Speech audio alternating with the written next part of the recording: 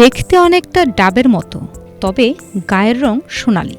রাস্তার ধারে একটি দুটি নয়, 7 থেকে 8টি সোনালি রঙের ভিন্ন এই ফল ঝুলছে মাগুরার শালিখা উপজেলার তালখড়ি ইউনিয়নের মনির হোসেনের শখের গাছে।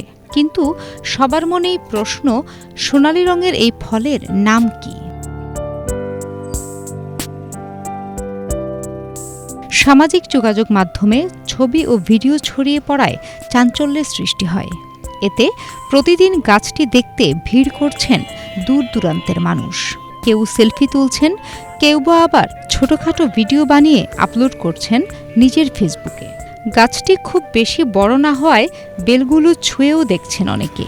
ভিন্ন রকম এই ফল দেখে ভালো লাগার অনুভূতি প্রকাশ করছেন তারা। এই বেল তো আসলে আগে কোনো জায়গায় আমি দেখিনি, তা এবার এই গাছ লাগানোর পর এই বেল হয়েছে।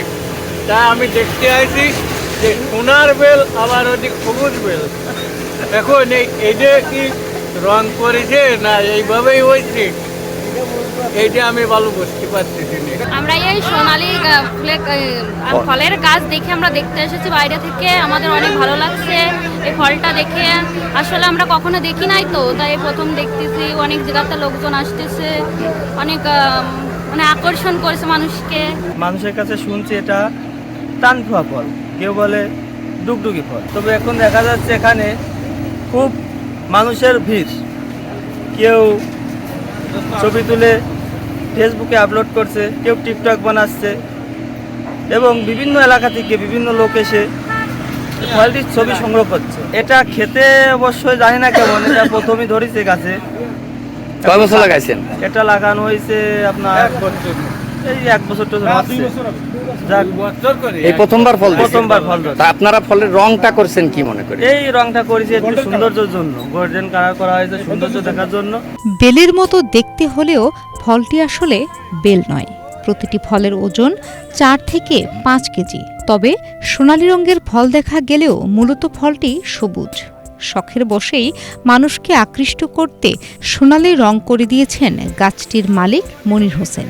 এটাই আমার ফলের উদ্দেশ্য ছিল লাগানোর, যে এরকম একটা ভালো কিছু লাগাবো আমার মেয়ের সামনে, যা দেশ বিদেশে মানুষ দেখবে। ইনশাল্লাহ এখন হয়তো আমার এই আশা আলহামদুলিল্লাহ পূর্ণ হয়েছে। দেশ বিদেশ থেকে আসছেন, আপনারাও আসছেন, এই যে দেখছেন। এই বেলটার নাম দিয়েছি জিয়া বেল। আর জিয়া বেল দেওয়ার একটাই উদ্দেশ্য ছিল আমার, শহীদ জিয়াউর রহমানের। এর কারণে আমি এই নামটার বেলের নামকরণ করেছি জিয়া বেল।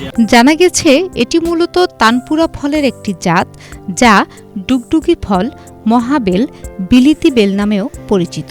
এর বৈজ্ঞানিক নাম ক্রিসেনসিয়া কুইহাট। এটি বিগনোনিয়াসিয়াই পরিবারের উদ্ভিদ। বেলের মতো দেখতে হলেও ফলটি আদৌ বেল নয়। কাঁচা ফল অনেকটা লাউয়ের মতো, আর রং গাঢ় সবুজ। ফলের খোলস শক্ত। বিশেষজ্ঞরা বলছেন গাছটি বিভিন্ন স্থানে শোভাবর্ধনের বৃক্ষ হিসেবে ব্যবহার হয়ে থাকে।